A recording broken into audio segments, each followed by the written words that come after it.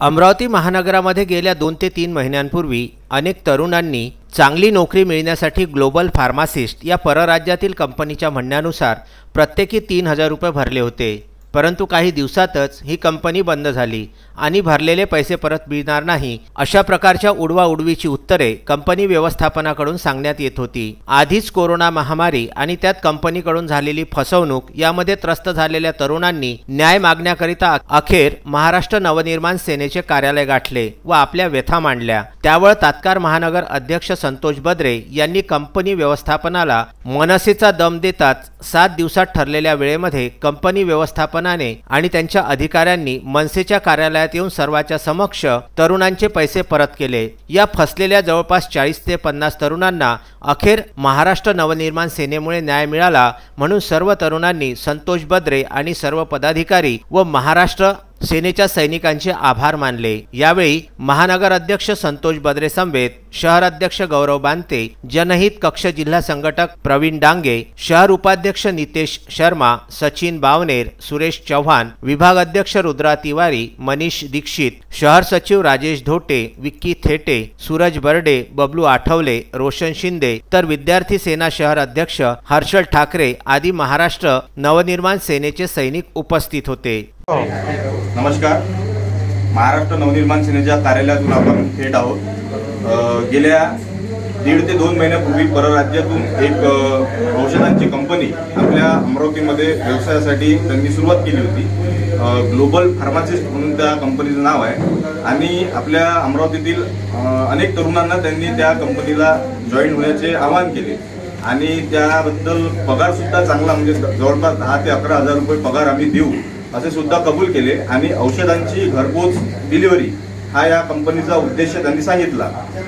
तेव्हा अनेक तरुणांनी, आज जवळपास 30 ते 35 तरुण इथे उपस्थित आहे, त्यांच्यापैकी ज्या ठिकाणी कार्यरत होते आधीच्या जॉबवर, जिथे त्यांना 5-6 हजार रुपये 7 हजार रुपये पगार होता, गोरगरीब घरची मुलं आहे, मध्यमवर्गीय मुलं आहे, तो जॉब सोडून ते सगळे तरुण मुलं या ग्लोबल फार्मासिस्ट कंपनीला जॉईन झाली होती की ते पगार चांगला, इन्सेंटिव्ह राहील वगैरे वगैरे सगळं, आणि 3 महिन्यांचं ट्रेनिंग यांच्या मार्फत सांगण्यात आलं होतं। 3 महिन्याच्या ट्रेनिंगमध्ये सुद्धा आम्ही तुम्हाला 8,000 रुपये पगार देऊ करू असं सुद्धा सांगण्यात आलं होतं। परंतु 1-1.5 महिना जसा काळ पुढे गेला तसा कुठलंही कार्यपद्धती या कंपनीची सुरू झालेली दिसली नाही आणि अचानक कंपनीचे जे अमरावतीतील मॅनेजमेंट आहे यांनी, व्यवस्थापक आहे, त्यांनी सांगितलं की कंपनी ही पूर्णतः बंद झालेली आहे। त्यामुळे आज ज्या तरुणांचे कंपनी जॉईन करण्याच्या वेळेस त्यांनी 3-3 हजार रुपये हे घेतलेले होते आणि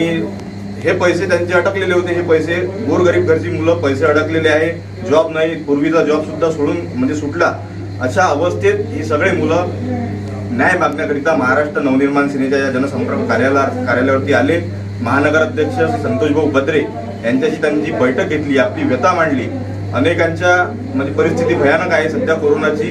3000 रुपये सुद्धा खूप मोठी गोष्ट आहे। त्या 3000 रुपयात त्यांचा एक परिवार सुद्धा चालू शकतो अशा घरातील मुलं आहे आणि याची दखल घेत माननीय संतोषभाऊ बद्रे यांनी कंपनी व्यवस्थापनाची तात्काळ संपर्क साधला आणि त्यांना मनसेचा दम दिला आणि तात्काळ या सर्व मुलांचे पैसे परत करण्यात यावे, अन्यथा मनसे स्टाईलने धडा शिकवण्यात येईल असे सुद्धा दम दिला, इशारा दिला। त्यावर त्यांनी तात्काळ 10 ते 15 दिवसाच्या काळात हे पैसे परत करू असे सुचविले आणि त्यानुसार आज 15 तारीख आहे। जे अमोल देशमुख म्हणून आहे, कंपनीचे व्यवस्थापक आहे, त्यांच्यासोबत त्यांचे सहकारी आहे, आज या ठिकाणी हे या सर्व मुलांचे पैसे परत करताय आणि त्यांची अशी फक्त छोटीशी मागणी आहे की पैसे आम्ही 2 टप्प्यामध्ये परत करू।